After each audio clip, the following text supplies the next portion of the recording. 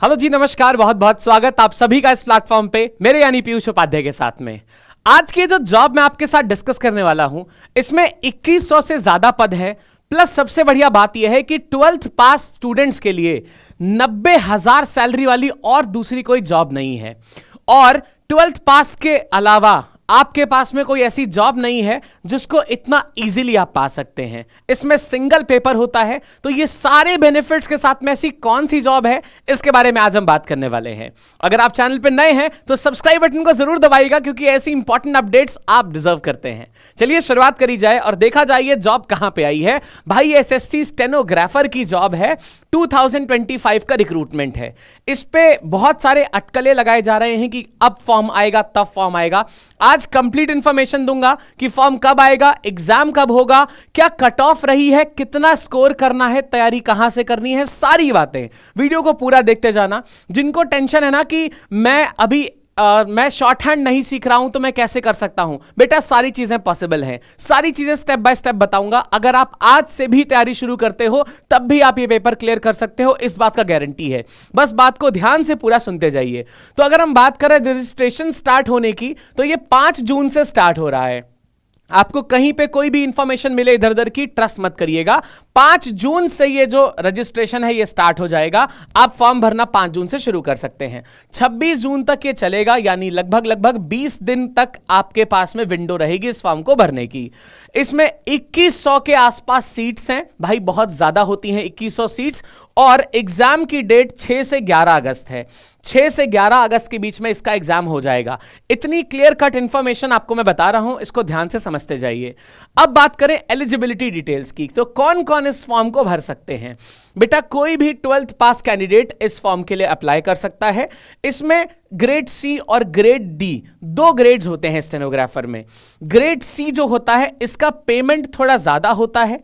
इसमें जो सैलरी मिलती है वो ज्यादा होती है। इसी वजह से इसमें कंपटीशन भी ज्यादा होता है। और इसमें क्या होता है, कट ऑफ भी थोड़ी सी ज्यादा जाती है। कट ऑफ भी थोड़ी ज्यादा जाती है। ग्रेड डी वाले में सैलरी थोड़ा सा कंपैरेटिवली कम होती है। इसका कट ऑफ भी कंपैरेटिवली लो जाता है बेटा, और इसको थोड़े से कम लोग भरते भी हैं। क्यों ऐसा होता है, जरा देखिए इसका सैलरी स्ट्रक्चर। तो जो ग्रेड सी वाली जॉब होती है बेटा, इसमें बेसिक सैलरी 44,900 होती है। इसमें सारे अलाउंसेस लगने के बाद में ये सैलरी अराउंड 90,000 पहुंच जाती है। ये इतना सैलरी पहुंच जाती है। फिर बात करेंगे ग्रेड डी की, तो इसका बेसिक पे होता है 25,500 रुपए, और इसमें सारे अलाउंसेस लगने के बाद में लगभग 54,000 के आसपास में पहुंच जाती है। तो आप देख रहे हैं कितना बढ़िया सैलरी आपको ये ऑफर कर रहे हैं। ग्रेड सी और ग्रेड डी दोनों की ही सैलरीज बहुत अच्छी हैं। अगर हम कंपेयर करें बाकी ग्रेजुएट लेवल के एग्जाम से, तब भी इसकी सैलरी बहुत अच्छी है। इसमें जो फीस है, जो फीस आपको पे करनी पड़ेगी, जनरल, ओबीसी और ईडब्ल्यूएस वालों के लिए 100 रुपए रखी गई है, जो कि मुझे लगता है काफी नॉमिनल है। इतना हम अफोर्ड कर सकते हैं। प्लस एससी एसटी पीएच वालों के लिए फ्री रखी गई है। और सारी महिलाएं, चाहे वो किसी भी कैटेगरी में हो, आपके लिए कोई फीस नहीं रखी गई है। आप फ्री ऑफ कॉस्ट फॉर्म को भर सकते हैं। चलिए बात करी जाए कि इसका एज लिमिट क्या है। बेटा एज कब से काउंट हो रही है, यह बात जानना बहुत जरूरी है। तो देखिए, एज लिमिट आपकी जो काउंट होगी वो 1 जून से होगी। 1 जून को आप कम से कम 18 साल के होने चाहिए। अगर आप ग्रेड सी के लिए अप्लाई कर रहे हैं, कम से कम 18 साल और ज्यादा से ज्यादा 30 साल। अगर आप ग्रेड डी के लिए अप्लाई कर रहे हैं तो कम से कम 18 और ज्यादा से ज्यादा 27 साल। देख रहे हैं दोस्त, यहां पे एज लिमिट का बैरियर भी थोड़ा बड़ा है, इस वजह से कंपटीशन भी ज्यादा हो जाता है। यहां पे एज थोड़ी कम है, इस वजह से यहां कंपटीशन थोड़ा कम रहता है। तो कई सारे फैक्टर है कि ग्रेड डी को थोड़े से कम स्टूडेंट्स प्रेफर करते हैं। अब ऐसा नहीं है कि इसमें एकदम स्ट्रिक्ट यही वाली उम्र दी गई है। कुछ लोगों को रिलैक्सेशन भी मिल जाता है। तो वो कुछ इस तरीके से रहता है। एससी एसटी वालों के लिए 5 साल का रिलैक्सेशन होता है। ओबीसी वालों के लिए 3 साल का। पीडब्ल्यूडी वालों के लिए, अनरिजर्व्ड यानी जनरल वाले 10 साल की छूट ले सकते हैं। ओबीसी 13 और एससी एसटी पूरे 15 साल की छूट ले सकते हैं, जो कि काफी बढ़िया है। एक्स सर्विसमैन जो हैं, उन्होंने जितने साल सर्विस की है उसके साथ में 3 साल एडिशनल बेनिफिट्स वो उठा सकते हैं। फिर अगर बात की जाए कि इसका सिलेक्शन प्रोसेस क्या होता है, अब यहां से थोड़ी सी समस्या लगना शुरू होगी स्टूडेंट्स को। तो बेटा ध्यान से समझिएगा। अगर आप अभी तक शॉर्ट हैंड की प्रैक्टिस नहीं कर रहे हैं, या अभी तक आपने शुरू नहीं किया है, तो भी आपके पास टाइम है। अभी देखिए होता क्या है कि पहले आपका सीबीटी होता है, कंप्यूटर बेस्ड टेस्ट हो जाता है बेटा, इसी को सीबीटी कहते हैं। जब ये होगा उसके बाद इसका रिजल्ट आता है। ये एग्जाम होने में भी अभी 2-3 महीने हैं, प्लस इसका रिजल्ट आएगा, उसके बाद डेट आएगी किस दिन आपकी स्टेनोग्राफी होगी। तो इतने टाइम में आप अगर मेहनत करेंगे तो आप स्टेनोग्राफी सीख सकते हैं। इंपॉसिबल नहीं है दोस्त, बस जज्बा और जुनून चाहिए। आप बात को समझिए। तो सबसे पहला प्रोसेस है कंप्यूटर बेस्ड टेस्ट आपका हो जाएगा, ठीक है। सारे बच्चों का कंप्यूटर बेस्ड टेस्ट तो होगा ही। फेज 1 इसमें क्या क्या पूछा जाएगा? इसमें दोस्त मैथ्स नहीं आती है, जो बच्चे मैथ्स में कमजोर हैं उनके लिए तो ये रामबाण एग्जाम है। सबसे पहले इसमें रीजनिंग पूछी जाती है, 50 क्वेश्चंस होते हैं। जनरल अवेयरनेस के भी 50 क्वेश्चंस होते हैं, जिसको जीए कहा जाता है। अंग्रेजी इसमें सबसे अहम भूमिका निभाती है, जो 100 सवाल लेके आपके सामने आती है। यानी कि आधा एग्जाम अंग्रेजी का है और बाकी 1/3 रीजनिंग है, और बाकी जो आधा पोर्शन बचा यानी 100 सवालों में आधा रीजनिंग है, आधा जीए है। आप समझिए इंग्लिश का इंपॉर्टेंस, 50% एग्जाम इंग्लिश का ही है ये।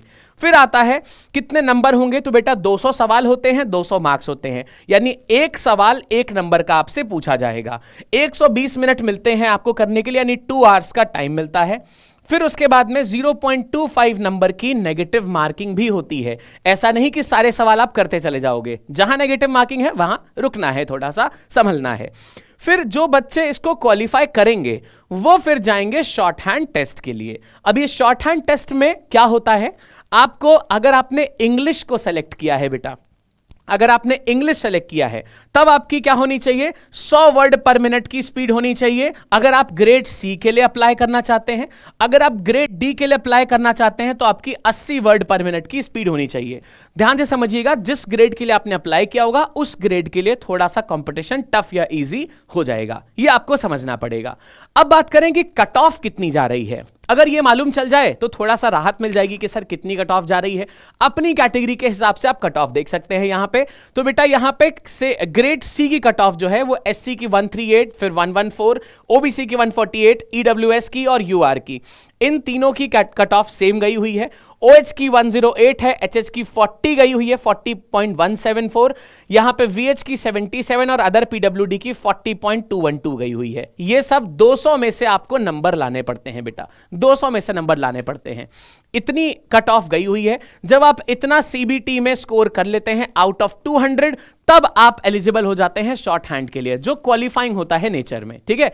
फिर यहां पे बात करें कि ग्रेड जो डी है उसकी कट ऑफ क्या गई है। तो बेटा ग्रेड डी की SC में 109, ST में 85, OBC 130, EWS 117, अनरिजर्व्ड यानी जनरल की 130 गई है, ESM में 40 है, OH में 86 है, HH में 40 है और अदर PWD में 40.212 गई है। तो HH और अदर PWD में 40 पॉइंट समथिंग गई हुई है। अब ये कट ऑफ हमारे सामने है, ये 200 में से नंबर है। जितने बच्चे इसमें से क्वालिफाई कर जाएंगे वो स्टेनोग्राफी टेस्ट के लिए एलिजिबल हो जाएंगे।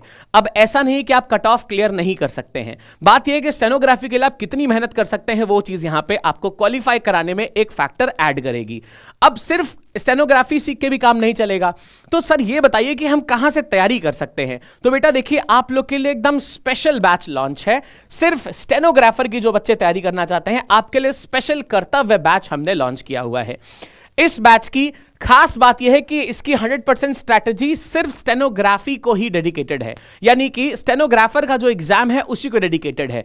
हम फुल फ्लेजेडली आपको सिर्फ स्टेनोग्राफर जो एग्जाम है उसी से रिलेटेड कंटेंट पढ़ाएंगे, इधर उधर की कोई इररिलेवेंट चीजें नहीं होंगी इसमें। यही खास बनाती है इस बैच को। इसका प्राइस रहने वाला है 1499।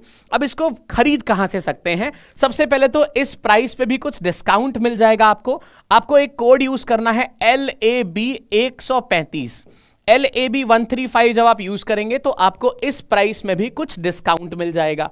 क्लियर है? अब इसको खरीद कहां से सकते हैं, प्लस इसके बेनिफिट्स क्या हैं। अगर बेटा हम बात करें इसको खरीदने की, तो आपको गूगल पे जाके लिखना है LAB.LIVE, lab.live लिख के आप जैसे ही एंटर मारेंगे आपके सामने यहां पे एक वेबसाइट खुल के आएगी जो लैब की है। अब आप इसमें स्क्रॉल करेंगे तो आप देखेंगे यहां पे कर्तव्य बैच आपको चलता हुआ दिख रहा होगा। आपको कर्तव्य बैच में क्लिक कर लेना है। ये 1499 का है। आपको ये अवेल करने के लिए, ऑफर अवेल करने के लिए आप बाय नाउ पे क्लिक करेंगे। उसके बाद आपको LAB 135 कोड लगा देना है और ये वाला जो प्राइस है ये थोड़ा सा और कम हो जाएगा। अब इसमें मिलने क्या वाला है बेसिकली, इसको बात करते हैं जरा, देखिए ध्यान से। अब इसमें आप कई चीजें चेक कर सकते हैं। पहले तो डिस्क्रिप्शन ये है क्या, हम इसमें आपको पर्सनल मेंटोरशिप भी देने वाले हैं, प्लस क्लासेस आपकी सारी चलेंगी।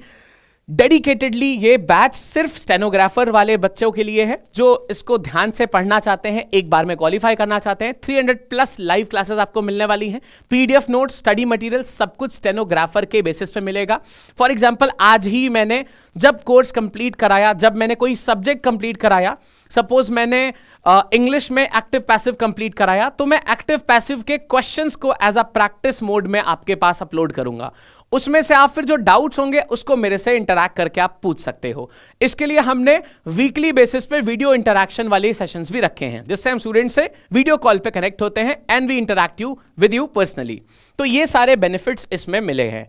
इसके अलावा आप यहां पे चेक कर सकते हो बेटा कि आपका क्या टाइम टेबल रहने वाला है, वो यहां लिखा हुआ है। डेमो क्लासेस आप एक बार देख सकते हो, सारे सब्जेक्ट्स की डेमो क्लासेस अवेलेबल हैं। लाइव क्लासेस यहां पे आप चेक कर सकते हो, कुछ लाइव क्लासेस भी अवेलेबल हैं। सो इसको ग्रैब करके आप ये अश्योर कर सकते हो कि एक बार में आपका स्टेनोग्राफर का एग्जाम क्वालिफाई हो जाए। सो स्टेनोग्राफी वाली क्लासेस को आज से ही स्टार्ट कर लीजिए, उसकी प्रैक्टिस को खूब दम लगा के करिए और इन सारे सब्जेक्ट्स की टेंशन आप हम लोग के ऊपर छोड़ सकते हैं। So do grab this batch और मिलते हैं बैच के अंदर। All the best and thank you.